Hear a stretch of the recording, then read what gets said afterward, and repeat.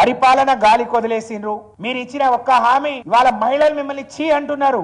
నువ్వు మాట్లాడి ఇంకెవరినో చీ అనడం కాదు కొండా సురేఖ గారు, మీ పరిపాలన మీ మహిళల్ని మీ కాంగ్రెస్ లో ఉండే మీ మహిళా నాయకుల నుంచి చీ అంటున్నారు. అనవసరమైన ముసలమ్మలకు మీరు ఇస్తాన 4,000 గతి లేదు. రైతు రుణమాఫీ సగం కూడా కాలేదు, పావల వంతు కూడా కాలేదు. నా సొంతూరు సొసైటీలో 2,575 మంది ఉంటే 500 మందికే అయింది, 1,800 చిల్లర మంది కాలేదు. ఒక ఉదాహరణ చెప్తున్నాను నేను. అటు రైతు రుణమాఫీ కాలేదు, రైతు బంధు ఇయట్లేరు. హైదరాబాద్ ని ఎవరు చూసినా ఒకప్పుడు ప్రపంచ పటంలో నిలిపిన హైదరాబాద్ ఈరోజు మరి కాకా వికలమైపోయింది. మీ పరిపాలనను అసహించుకుంటున్నారు. ఇవాళ హైదరాబాద్ కు రావాల్సిన అభివృద్ధి వెనక్కిపోతుంది.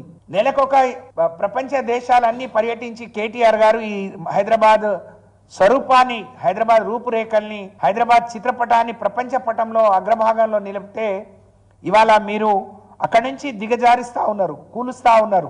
కాబట్టి మీరు ఇవాళ రేవంత్ రెడ్డి గారు ఇవన్నీ డైవర్ట్ చేయడం, రైతు బంధు నుంచి, రైతు రుణమాఫీ నుంచి, పరిపాలన నుంచి ప్రజల్ని మళ్లించడానికి హైడ్రా తీసుకున్నాడు. పండగ ముందు హైడ్రా మొత్తం దుమ్మేసి పోస్తున్నారు, మహిళలందరూ శాపనార్థాలు పెడుతున్నారు. అంటే ఇప్పుడు డైవర్ట్ పాలిటిక్స్ అన్నమాట.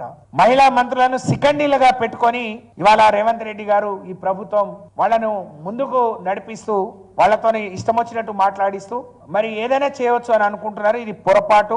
ఇవాళ మిమ్మల్ని అసహించుకునే పరిస్థితి వచ్చింది. ఇవాళ మిమ్మల్ని అసహించుకుంటున్నారు. మేము కూడా మహిళలుగా సిగ్గుపడుతున్నాం. ఇన్నేళ్లు రాజకీయం చేసినాం, మంత్రి ఒకసారి కావచ్చు, ఎమ్మెల్యే ఒకసారి కావచ్చు, కానీ 30-35 ఏళ్లుగా ప్రజా జీవితంలో ఉన్నాం. ఇంత సంస్కారహీనమైన మాటలు ఒక నాయకుడిని టార్గెట్ చేసుకొని మాట్లాడటం అంటే ఇప్పుడు అర్థమైతా ఉంది. ఇవాళ కేసీఆర్ గారు వాళ్ళకి సమయం ఇద్దాం బయటికి రావద్దు అనుకుంటే, కేటీఆర్ గారు చేస్తున్న పనితీరు, హరీష్ రావు గారు చేస్తున్న పని, ప్రజలకు అందుబాటులో ఉంటున్న తీరు, ప్రజల నుంచి వచ్చిన వ్యతిరేకతను, వాళ్ళు రోజు రోజుకు వాళ్ళ పడిపోతున్న గ్రాఫ్ ని ఏ విధంగా సరి చేసుకోవాలి, ఏ విధంగా దాని నుంచి డైవర్ట్ చేయాలని చెప్పి మరి కొండా సురేఖ గారు ఇదంతా మాట్లాడిరు. దీన్ని తీవ్రంగా ఖండిస్తూ మీ నోరు అదుపులో పెట్టుకోండి.